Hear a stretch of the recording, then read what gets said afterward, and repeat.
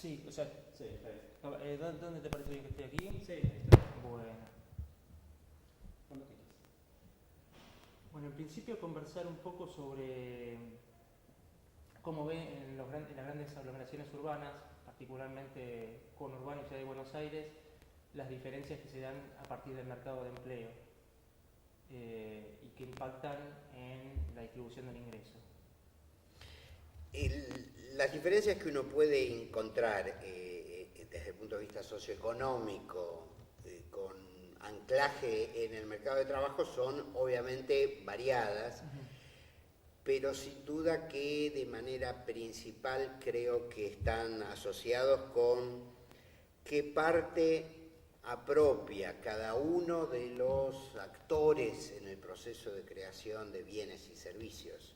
Nosotros acá en la Facultad de Ciencias Económicas dictamos una materia que se llama precisamente cuentas nacionales, que no es más o menos otra cosa que tratar de identificar la manera de hacer las cuentas para saber la cuantía de la producción de bienes y servicios que utilizamos para nuestro consumo o para acrecentar la capacidad productiva, consumo e inversión.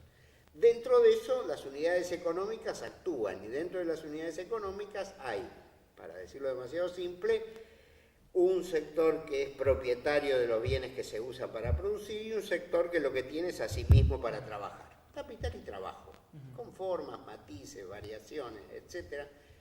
La manera en que unos y otros logran capturar la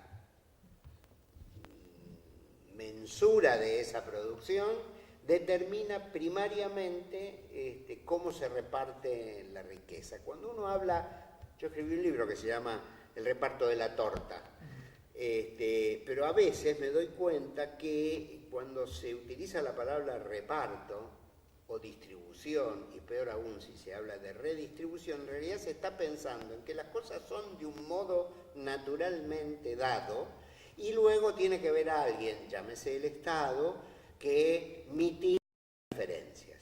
Que el Estado pueda contribuir a mitigar las diferencias me parece crucial en cualquier Estado moderno. Lo que me parece que también es crucial es no olvidar que es en el acto mismo de producción que se hace básicamente hoy en día, principalmente en las grandes ciudades, lo cual no es menospreciar la producción primaria, que en el caso de Argentina es más que relevante. Pero es en ese acto de producción donde se determina quién se lleva qué. Es el empleador el que establece con el asalariado cuál es la retribución.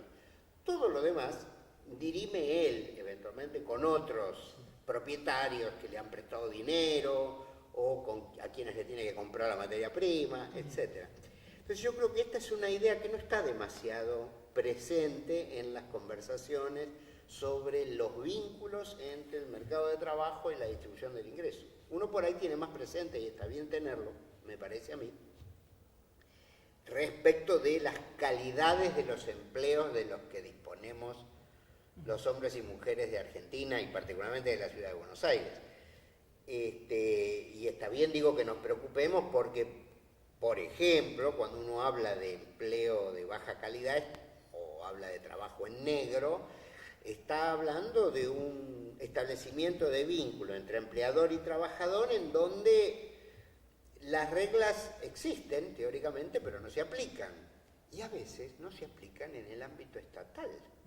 Cuando hay personas contratadas, que son trabajadores asalariados con la forma de trabajadores autónomos que facturan a fin de mes, estamos encubriendo una relación que en otro contexto sería simplemente una relación asalariada. Y uno puede entender que haya habido razones que nos llevaron a esto, pero la dificultad es encontrar mecanismos para salir de esta situación. En los órdenes nacional, provinciales y aún municipales se están haciendo esfuerzos por, llamémosle, blanquear este tipo de situaciones, pero creo que es un esfuerzo que todavía requiere bastante por delante. Pero ahí hay un elemento claro. Ahora bien, yo creo que es importante plantearse, en el caso del Estado, tiene dos razones básicas para que esto ocurra.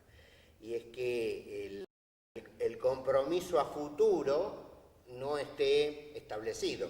Si uno tiene un contratado, puede dejar de tenerlo. Si uno tiene un trabajador de planta, tiene una obligación de mantenerlo porque en las reglas del juego en Argentina, el empleado estatal tiene estabilidad garantizada esencialmente. La otra cuestión es que si lo tiene contratado, su compromiso monetario es el compromiso del pago del monto establecido y no de las cargas adicionales que vienen para cualquier empleador. Esas dos son las razones básicas. Y en el caso del empleador privado, uno se pregunta. Y yo creo que ahí se mezcla con un comportamiento sociocultural muy interesante que en las grandes ciudades tiene mucha presencia. Y es la vocación evasiva en materia de impuestos. Uno puede estar o no de acuerdo con lo que yo acabo de expresar en esta materia, pero no hay ninguna duda que si yo soy un empresario que evado mis impuestos, tengo necesidad de tener a mis asalariados en negro. Si yo soy un empresario que no evado impuestos, no me conviene tener asalariados en negro, por más que muchas cámaras empresarias digan que es muy caro tener a los asalariados por H o por B. ¿Se entiende el argumento? Entonces, creo que desde este otro punto de vista, la acción que uno podría imaginar desde el punto de vista de las autoridades debe ser distinta. En ese sentido, a mí me parece bien algunas de las campañas oficiales que hablan de una nueva cultura tributaria. Factura en mano, yo qué sé, dice un jingle. Porque está, creo yo, extremadamente vinculado a la posibilidad cierta de que el trabajo llamado en negro primero se haga un poquito gris y luego llegue a ser blanco. Ok. Una cuestión que quería pedirle, porque no lo hicimos al principio y sería bueno hacerlo. ¿Puede presentarse? Sí, claro. Decir qué rol tiene la universidad y Bien. cuál es su nombre.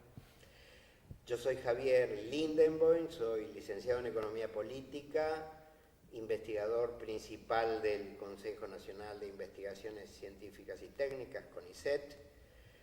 He sido durante más de 20 años profesor de un curso en la Universidad de Buenos Aires, pero como tengo más de 65 años, ese carácter ha cambiado y ahora soy profesor consulto y dirijo en la Facultad de Ciencias Económicas de la UBA un centro de estudios cuya sigla es CEPED, Centro de Estudios sobre Población, Empleo y Desarrollo.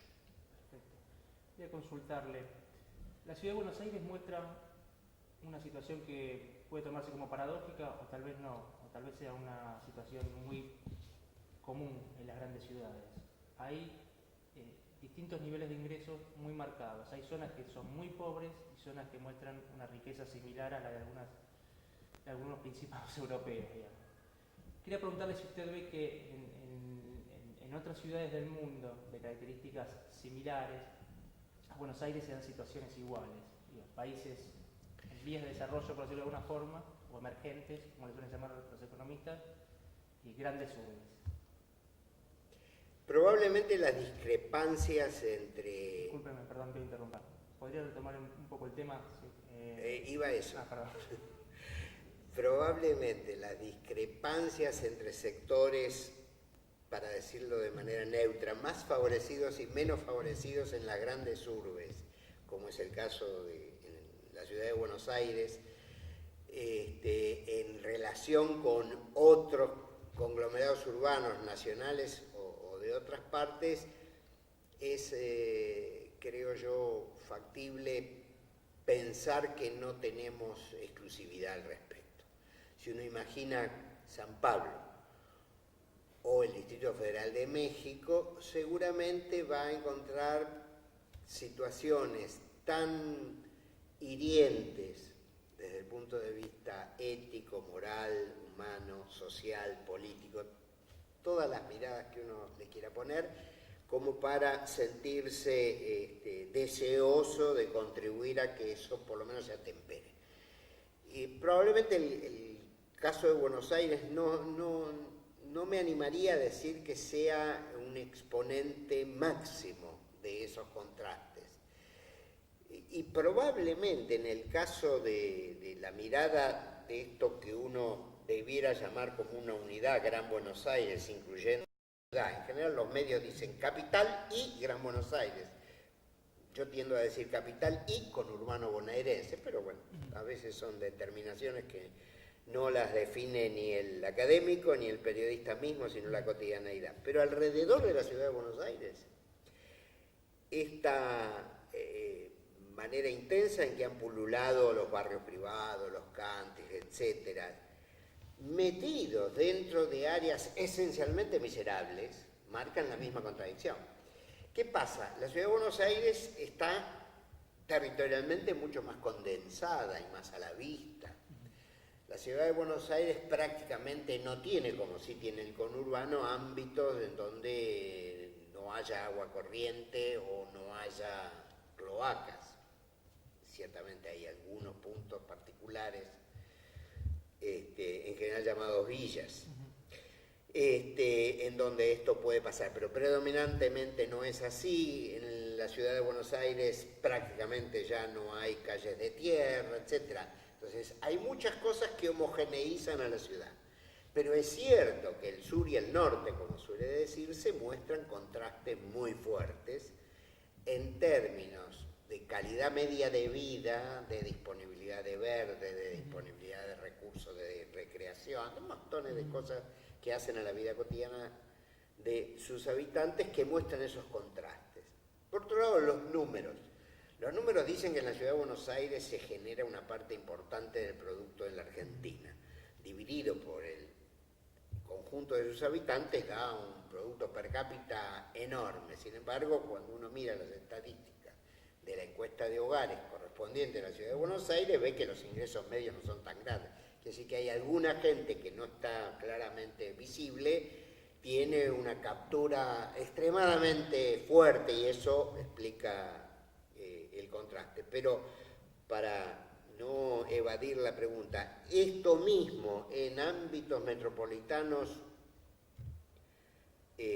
como los que yo mencioné, los de la ciudad de San Pablo o del Distrito Federal de México, se reproduce probablemente con mucha mayor intensidad, en el caso de México por una presencia muy fuerte de población indígena, en el caso de San Pablo por una presencia, como en todo Brasil, de una población diferenciada, no porque uno quiera diferenciarlo, pero la piel y los ancestros denotan una diferencia que se asocia fuertemente, más allá de la voluntad personal, con las condiciones de vida que se tienen. Bueno, no sé si llegué al punto que interesaba. Está claro, sí. Lo que quería preguntarle es, digamos, haciendo eje en uno de los comentarios que hizo, que muchas de las situaciones que se dan en la ciudad de Buenos Aires, de estos contrastes tan fuertes, se dan también en el conurbano. Una pregunta que casi una pregunta retórica, pero ¿usted cree que hay alguna posibilidad de encontrar una solución o de mitigar estos contrastes si no se encara de forma conjunta? Si se encara de forma separada el problema, digo, por un lado la ciudad de Buenos Aires y por otro lado las autoridades conurbanas. El punto de la articulación o no articulación de las intervenciones en la ciudad de Buenos Aires y en los partidos que la circundan es una necesidad, creo yo, no solo actual, sino que viene de décadas.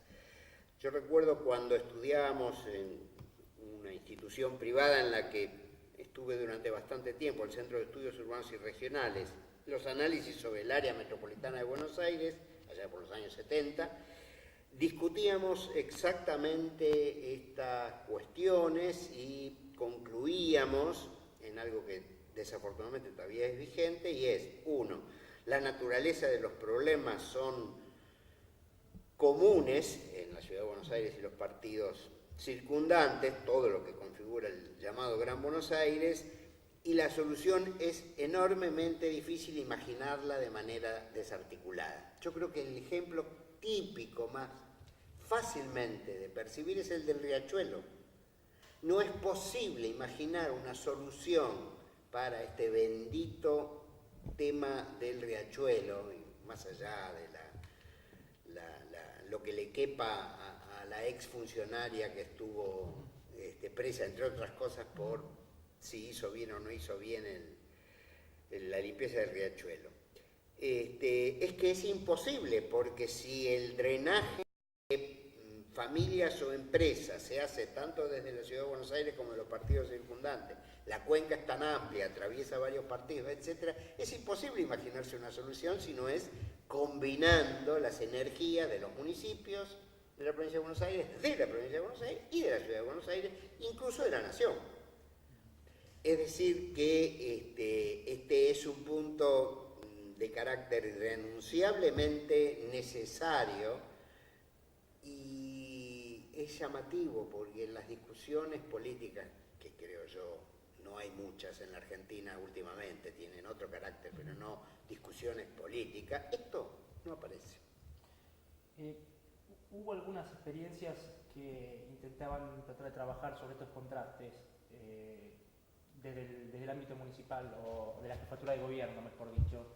Una de ellas, por ejemplo, fue la creación de la Corporación del Sur en un momento, o no sé, el centro, digamos, más que nada la Corporación del Sur, quisiera poner como caso.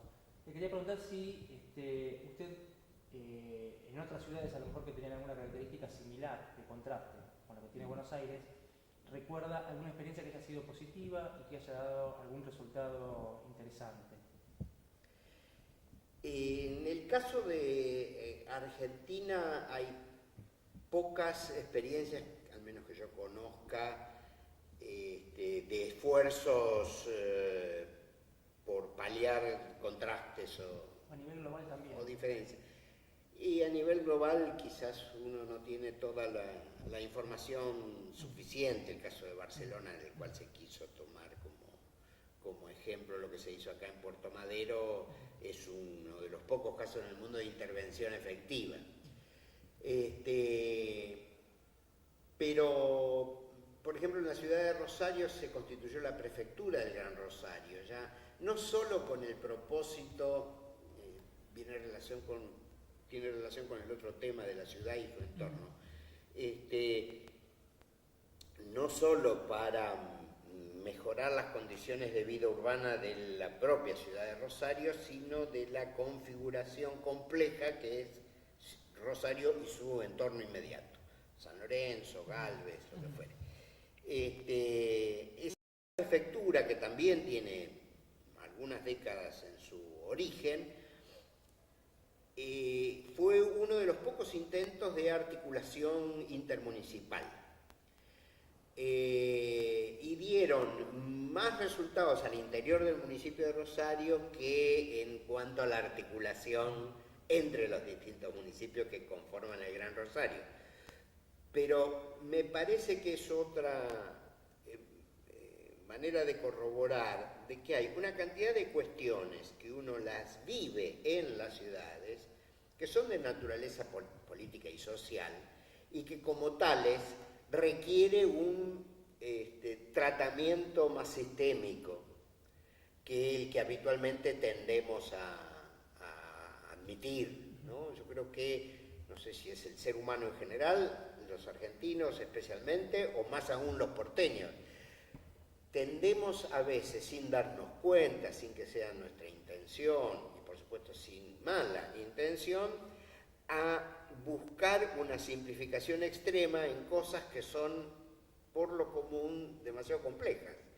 Y entonces esa búsqueda de simplificación nos lleva a errores conceptuales que a veces se pagan muy caro. Yo recuerdo en los 90 predominó un esquema de mirar la realidad social y económica, y era asimilar a la producción de bienes y servicios, etcétera, a la situación de una familia. No se puede gastar más que lo que se tiene, etcétera.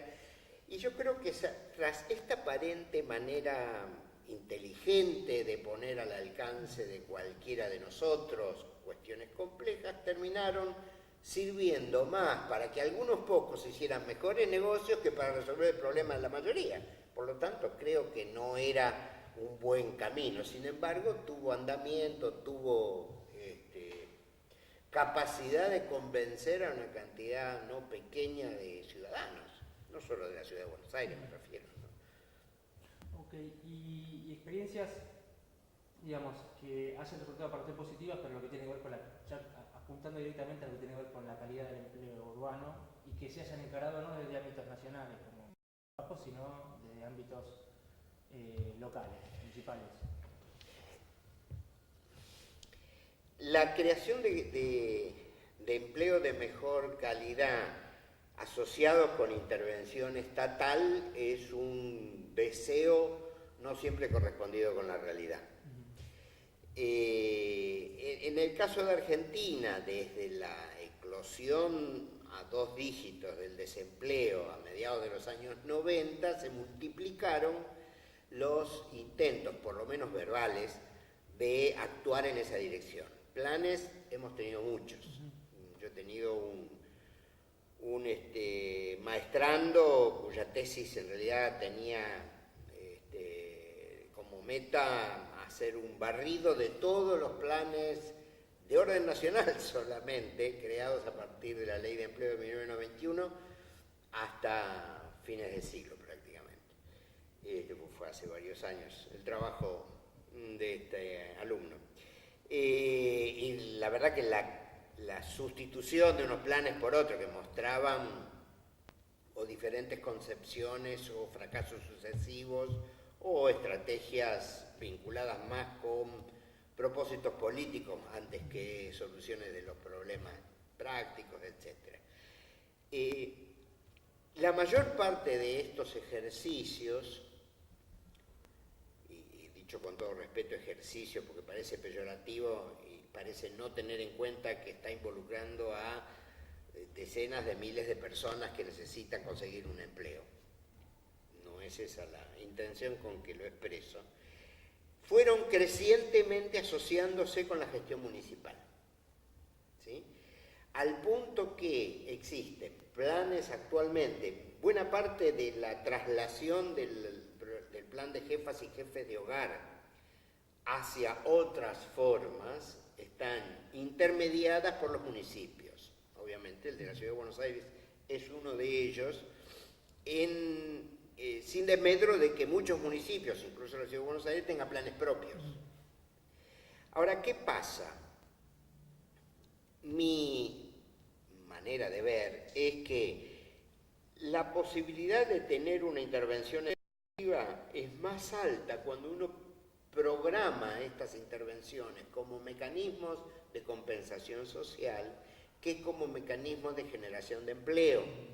Por la naturaleza misma de la compensación social y de la generación de empleo. La primera es una de las actividades innatas del sector estatal y lo otro es una actividad típicamente propia del sector privado. Entonces ahí hay una contradicción que es bueno no olvidársela, no para no procurar que desde el Estado se generen estas opciones, sino para no engañarse a uno mismo. Voy a hacer una pequeña digresión que no sé si les resulta de interés. Durante cierto tiempo yo estuve vinculado a lo que se llamaba en ese entonces programas de estímulo a los microemprendimientos productivos, que hoy también existen, bajo otros nombres. La idea era precisamente ayudar a sectores que de otro modo no tendrían opciones ni de insertarse como trabajadores, ni mucho menos como empresarios, a generalmente juntarse para hacer alguna actividad con algún asesoramiento técnico, con alguna ayuda crediticia o con algún mecanismo de este orden. La cuestión pasaba por el hecho de que mientras estos esfuerzos iban mostrando la ventanita en el sentido de que hay un camino que se puede recorrer y por lo tanto estaban los organismos privados o públicos de apoyo, muchas organizaciones no gubernamentales y pocos organismos estatales apoyaban. Cuando esto terminaba, los emprendimientos tendían a diluirse. Porque la propia lógica de la competencia capitalista es lo que los había dejado afuera antes y altamente probable los vuelvan a dejar afuera posteriormente. Entonces, una de las discusiones que yo solía tener con alguna de la gente involucrada en estos programas era que a mí me parecían estupendos estos esfuerzos, pero que era extremadamente importante que quienes tenían mayor experiencia al respecto contribuyeran a darle la convicción a los actores sociales involucrados.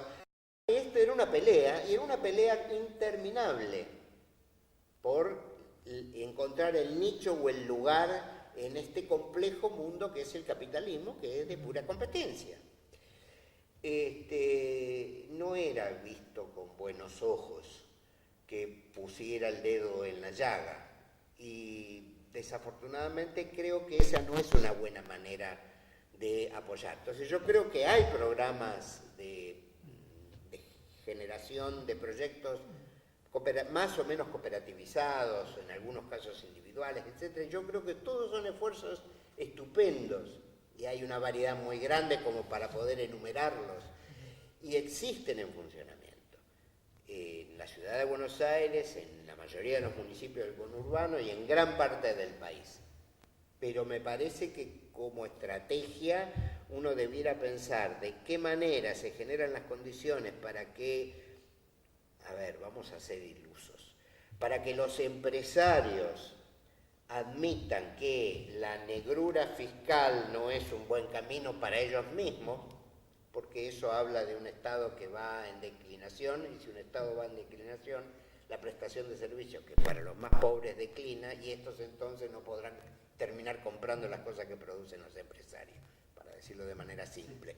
Entonces, creo que uno debiera ver la complejidad y ver dentro de esa complejidad cuáles son los estímulos más apropiados para algunos de los propósitos loables que la sociedad habitualmente se plantea en ámbitos metropolitanos particularmente, que es donde creo yo parecen estar más al rojo vivo muchos de estos conflictos. Bien. Aprovechando lo que me comentaba hace un rato, que había trabajado durante los años 70 en algunos estudios que por ahí tienen que ver con lo que estuvimos charlando, quería preguntarle cómo ve la situación del conglomerado Buenos Aires conurbano en aquel momento comparada con la actual, en términos de calidad de mercado urbano y de desigualdad.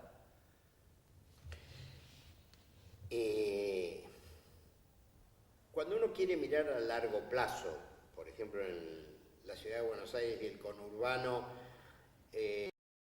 algunos indicadores que traten de permitir el contraste con alguna época del pasado, los 70, los 80 y ahora, etcétera, se encuentran habitualmente con algunos inconvenientes que vale la pena ponerlos sobre la mesa si uno quiere ser útil.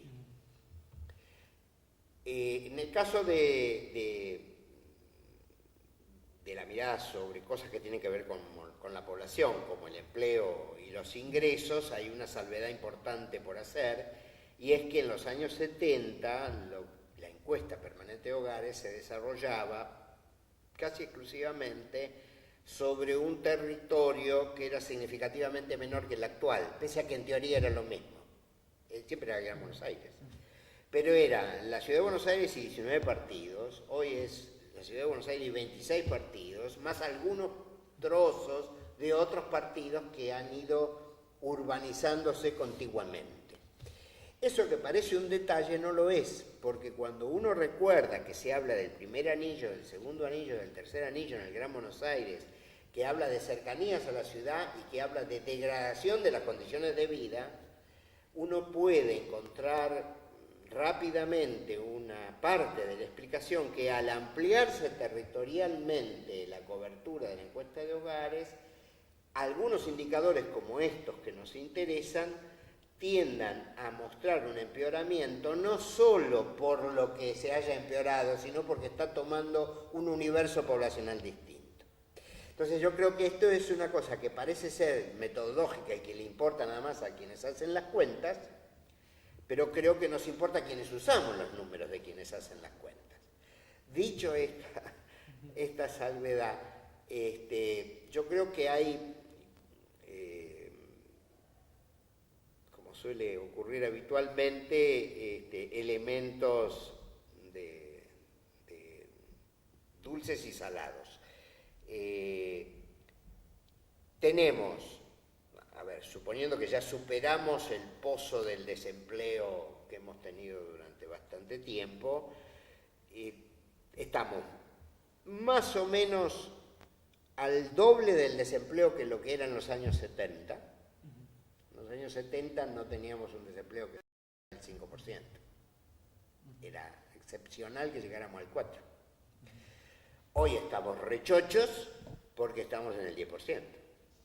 Digamos, es una cosa interesante cuando uno mira así y dice, ¿dónde estamos parados y de qué nos reímos? Como diría María Elena Walsh, ¿de qué se ríe? Ahora, es cierto también que en la misma dirección desafortunada, que la desigualdad en la percepción de ingresos también se ha agrandado, con las herramientas que teníamos entonces y que tenemos ahora para mirar, porque esa es la otra dificultad. Si uno dice, los números que están habitualmente en los diarios hablan de 30 veces el diferencial es de 30-1 entre el 10% de los ingresos ocupacionales o personales de los que más ganan respecto de los que menos ganan actualmente. Si uno hiciera el esfuerzo para comparar con las cifras en los años 70, probablemente esto sería menos de la mitad en aquel momento. Es decir, que duplicamos la intensidad de la desigualdad medida por esto. Los diarios habitualmente hablan de otro, de un nombre cortito de un indicador que nadie sabe de dónde viene, se llama coeficiente de Gini. El coeficiente de Gini es una herramienta para medir desigualdad en cosas, por ejemplo, en ingresos de las personas. Si todos tuviéramos unos contra otros la misma participación en el ingreso total, el dibujito que traza esa situación es el de una diagonal en una caja cuadrada. Si la curva que une los puntos de todos nosotros, cuántos somos los que ganamos tanto, etcétera, se va alejando de esa diagonal, muestra esa bolsa, esa amplitud de la distancia en cuanto es desigual los ingresos que tenemos. Bueno, en aquel momento andábamos en menos de 40 y ahora estamos cerca de los 50, o pasamos los 50, ahora estamos un poco menos. Es decir, que los distintos indicadores hablan de un empeoramiento. Ahora, un empeoramiento que llamativamente se asocia, según yo creo, mucho con algo que en Argentina dejó de hablarse de ello. Y es, lo mencionábamos hace un rato al pasar, cuánto se lleva el sector del trabajo dentro de la torta total. Acá también tenemos diferentes herramientas para mirar hoy que lo que había antes. Empecemos por la herramienta de hoy. La herramienta de hoy, proporcionada por el Ministerio de Economía, Dirección Nacional de Cuentas Nacionales, es que en el año 93 había un número que no es comparable con los del pasado, pero un número al fin, que decía 40 y pico %, y ahora estamos en 38%. Habíamos llegado al 30 y menos %. Es decir, recuperamos un poco del pozo. Pero la parte de los trabajadores dentro de la riqueza, y eso pasa a nivel del país en su conjunto, es un tipo de estudios que es muy difícil hacerlo valer para cada uno de los espacios individualmente considerados.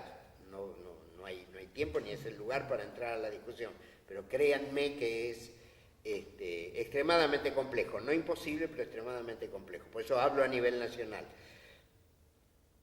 Se dice, las cifras dicen que en números que pudieran ser aproximadamente comparables tendríamos que haber mencionado cifras del orden del 50% de participación salarial décadas atrás. Es decir, que en esto también estamos peor. Por lo tanto, uno se sigue preguntando de qué nos vanagloriamos en este momento. Y entonces, juntando varias de las cosas que yo entendí eran de interés, el tema del empleo, el tema de los ingresos, el tema de la desigualdad, el tema de la calidad de vida urbana, no son casualmente situaciones desgraciadas que atraviesan los residentes de la ciudad de Buenos Aires o del conurbano, sino que son evidencias que resultan de un modo de funcionar la economía y la sociedad que me parece que a la mayor parte de los ciudadanos nos desagrada, aunque no tengamos demasiado claro de dónde vienen ni cómo salir de ello. Si bien bien no tiene que ver directamente con su trabajo de todos los días, porque esto tenía que ver con un modo de funcionar la economía y la sociedad. Y lo que tiene que ver con la sociedad o lo institucional. La ciudad de Buenos Aires, sin querer aislar este elemento, porque como usted bien mencionaba recién, en la complejidad de factores, desde los 70 a hoy, una mejora institucional en el sentido de que ahora elegimos jefe de gobierno, dentro de poquito vamos a empezar a tener comunas, entonces hay una mejora institucional. Uno siempre tiende a pensar que esto va a terminar impactando en una mejora de las condiciones, digamos, o supone que las mejoras institucionales impactan en una mejora de las condiciones de vida si uno usa esas instituciones para el bien común. Tratando de ir a ejemplos concretos, otra vez como consultaba antes, ¿usted recuerda que a nivel micro, cuando digo a nivel micro estoy pensando a nivel comuna, barrio, etcétera, se hayan llevado adelante experiencias que hayan servido para solucionar situaciones de pobreza urbana, o mitigarlas, o mejorar mercados de trabajo muy locales? En primer lugar pido disculpas porque es altamente probable que mi desconocimiento sea mayor que mi conocimiento y por lo tanto lo que vaya a decir esté sesgado por ignorancia antes que por conocimiento. Mi impresión es que el tipo de experiencias positivas de las que podríamos hablar en materia de articulación a nivel microlocal, sea en términos de ingresos como de empleo, es poco más allá que las tareas, llamémosle, de la población civil, la sociedad civil.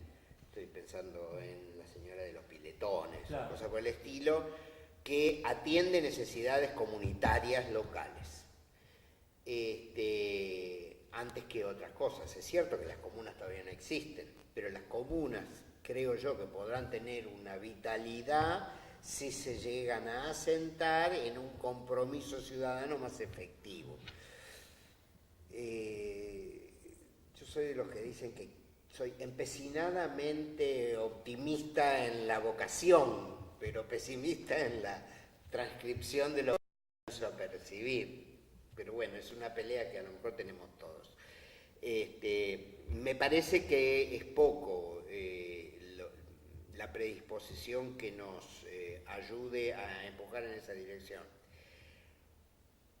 En parte probablemente por lo que mencionábamos hace un momento, en el sentido de que no siempre uno tiene claro de dónde provienen los problemas que uno sufre y por lo tanto no necesariamente se encamina en la dirección correcta para buscar la solución. El tema es, yo creo que uno como ciudadano tiene que preocuparse por esa búsqueda, pero su ignorancia no le puede ser atribuible como un causante de sus males, ¿no? Digamos, para eso se supone que está la organización política que configura una sociedad, una nación, y en ese sentido la responsabilidad primaria es de las autoridades que están gestionando y de las fuerzas que se presume representan el conjunto de la sociedad, que serían los partidos políticos. En ambas cosas tenemos en Argentina y en la ciudad de Buenos Aires, desafortunadamente, pocos lugares de donde agarrarnos con alegría y con entusiasmo. Pero me parece que no hay otra manera que empujar por ese camino. A ver, no conozco en detalle, pero salió no hace mucho la evidencia de que un grupo de piqueteros o de piqueteros consiguieron apoyo de la ciudad de Buenos Aires para construir un barrio de viviendas para su propio uso, pero además constituirse como una pequeña unidad, o no tan pequeña, unidad productiva, con decenas de sus miembros, para prestar el servicio de construcción. Parque Patricio, etc. Sí. Me parece que eso es una intervención inteligente desde la gestión estatal e inteligente desde la gestión de los actores sociales, ¿no? Ahora, fijémonos que es, en la experiencia de los últimos 5 o 6 años, digamos, desde la crisis del 2001, una de las poquísimas experiencias. Existe y es saludable, y yo creo que hay que mirarla con atención, además de con afecto, para ver cuánto se puede aprender de ella y intentar, no literalmente, pero sí reproducir en cuanto a intención.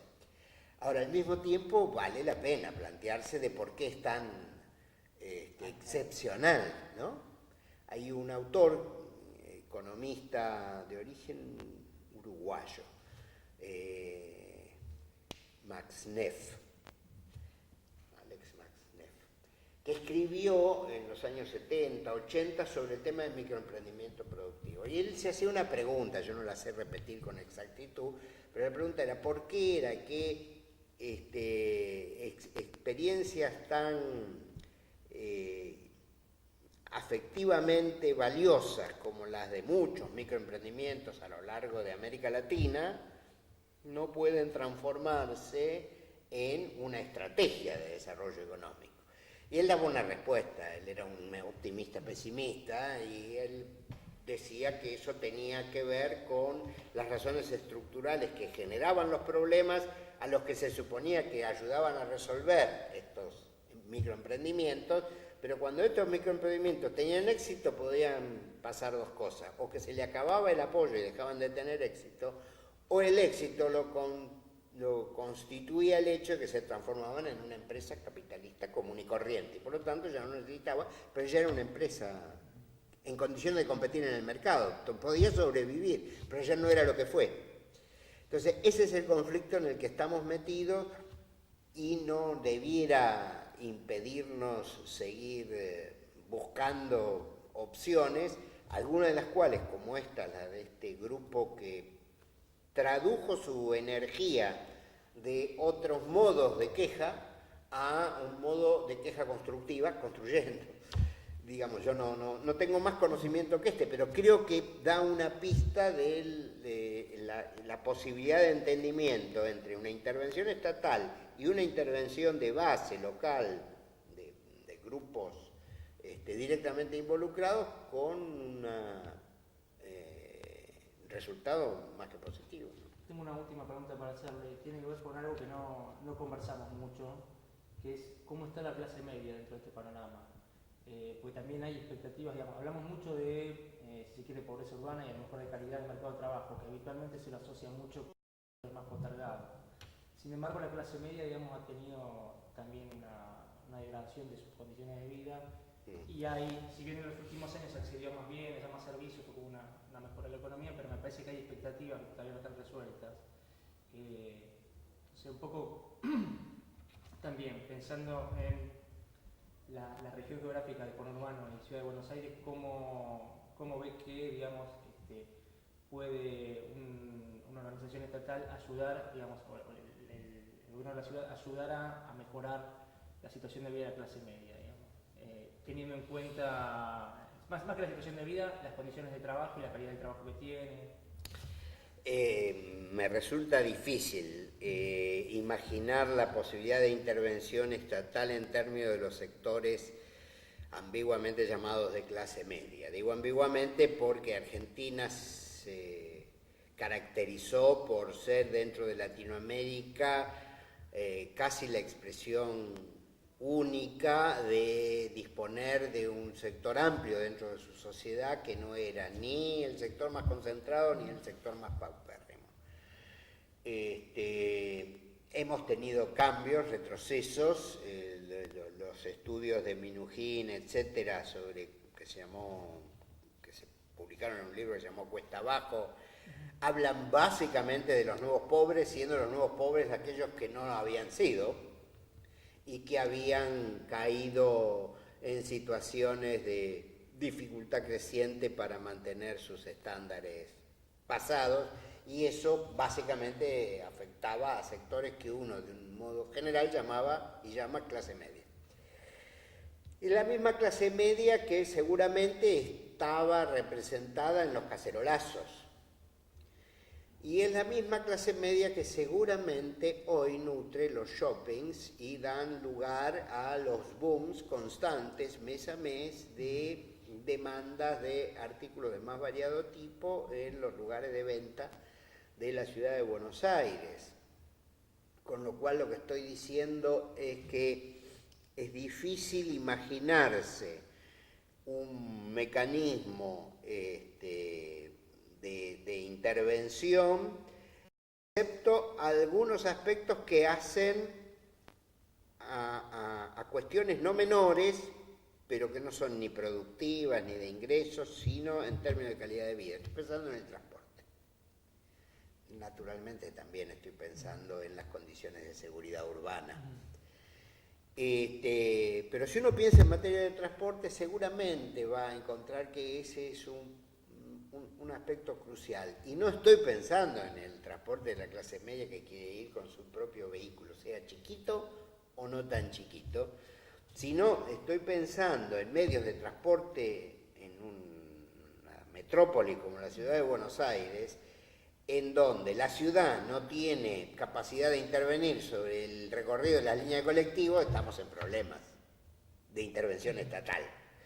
Pero seguro que el transporte es algo que afecta cotidianamente y a veces estamos tan acostumbrados a sufrir las malas condiciones de transporte que no atinamos siquiera a imaginar que eso tiene que ser motivo de demanda.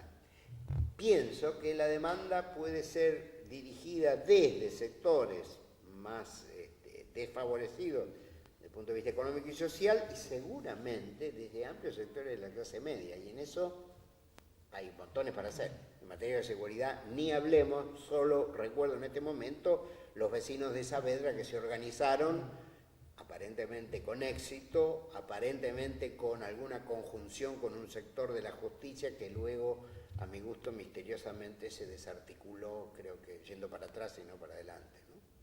Ok, yo no tengo más cosas para preguntarle. A lo mejor en algún momento, digamos, a partir de los temas que charlamos, me surgió algo y por la seguidilla de preguntas no lo dejé desarrollarlo y quería... No se me ocurre, no se me ocurre, en todo caso al revés, pido disculpas porque me da la impresión de que en algunas cuestiones capaz que me extendí más que lo que ustedes querían. Bueno, le agradezco mucho entonces. Bueno, gracias. Esto supongo yo que algunos pedacitos solo van a sacar. Ahora, ¿el material en bruto se podrá conseguir alguna copia? Sí. Hablan ustedes que... Reestructura.